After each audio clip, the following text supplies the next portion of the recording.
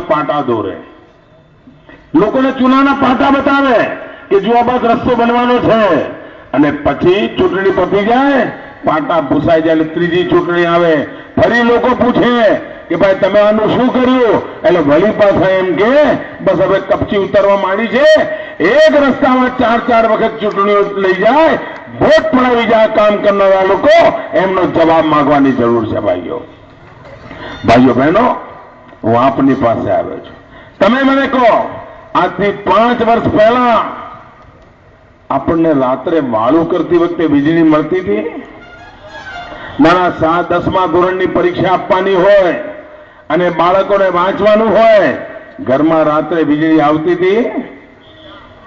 અંધારપટમાં જિંદગી ગુજારતા હતા.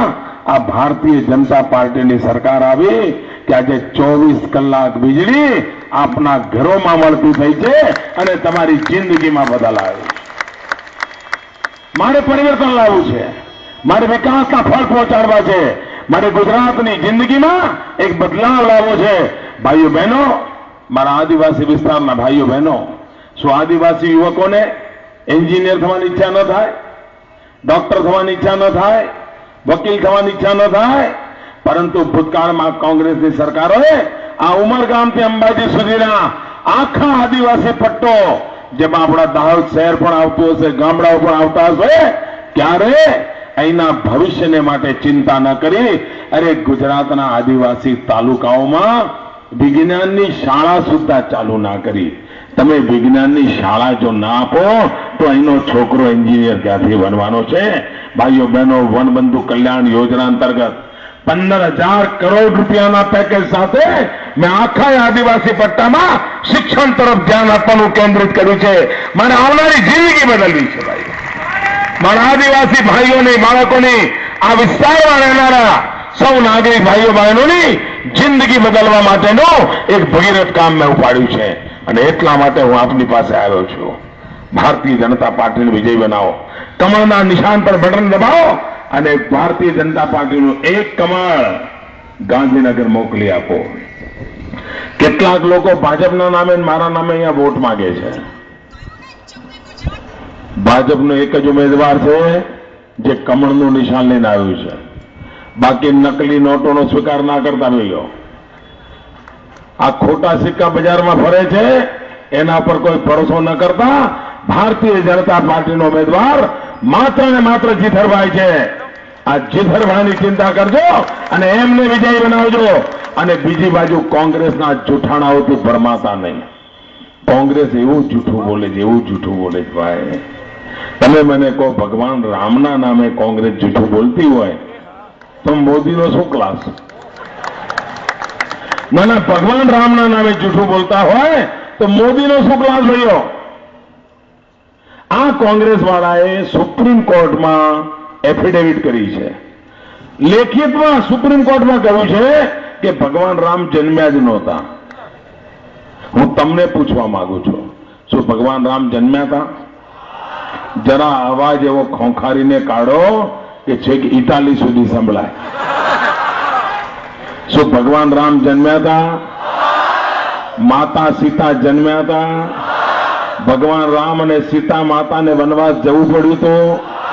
વનવાસની અંદર એ લોકો માતા શબરીને ત્યાં બોર ખાધા હતા. સીતા માતાનું રાવણે અપહરણ કર્યું હતું. સીતા માતાને રાવણ લંકા લઈ ગયો હતો. સીતા માતાને શોધવા માટે હનુમાનજી લંકા ગયા હતા. સીતા માતાને લેવા માટે પ્રભુ રામ લંકા ગયા હતા. લંકા જવા માટે પ્રભુ રામે પુલ બનાવ્યો હતો. લંકામાં જઈને રાવણ જોડે લડાઈ લડ્યા હતા. રાવણનો વધ કર્યો હતો. માતા સીતાને લઈને પાછા આવ્યા હતા. બોલો, તમને બધી ખબર છે, કોંગ્રેસ વાળા નથી. તમને બધી ખબર છે, કોંગ્રેસ વાળાને ખબર નથી કે ભગવાન રામ જન્મ્યા હતા. આવા જૂઠાણા ચલાવનારા લોકોને ઓળખવાની જરૂર છે અને એટલે જ ભાઈઓ બહેનો હું આપને વિનંતી કરવા આવ્યો છું. ગુજરાતના વિકાસ માટે, દાહોદના ક્ષેત્રના વિકાસ માટે, અહીંના ગરીબ મધ્યમ વર્ગના આદિવાસી ભાઈઓ બહેનોના કલ્યાણ માટે ભારતીય જનતા પાર્ટીની સરકારે જે ભગીરથ કામ ઉપાડ્યું છે એને તમારા આશીર્વાદ જોઈએ. મને આપનો સાથ અને સહયોગ જોઈએ. અને મારી દાહોદ નગરને વિશેષ વિનંતી છે, જરા દાહોદ નગર આ વખતે દમ બતાવે. આ વખતે દાહોદ નગર 70% કરતા વધારે મતદાન કરી બતાવે. ભાઈ, દાહોદનું ભાગ્ય બદલવું હશે તો ભારતીય જનતા પાર્ટીની સરકાર જ બદલી શકશે અને જીથરભાઈ જેવા ઉમેદવાર નહીં પડકે. અગર જો દાહોદ નગર ઉભું રહી ગયો તો આ ચૂંટણીમાં કોઈ આંચ આવવાની નથી ભાઈઓ.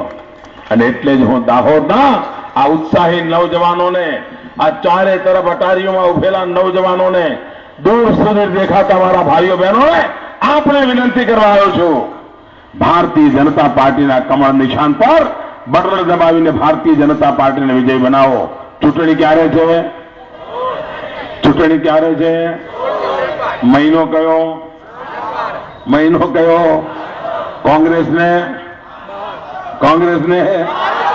16મી તારીખે ભારતીય જનતો કમળના નિશાન પર બટન દબાવો અને ભારતીય જનતા પાર્ટીને વિજયી બનાવો. આ કોંગ્રેસના લોકો સૂત્ર લઈને આવ્યા છે, ચક દે.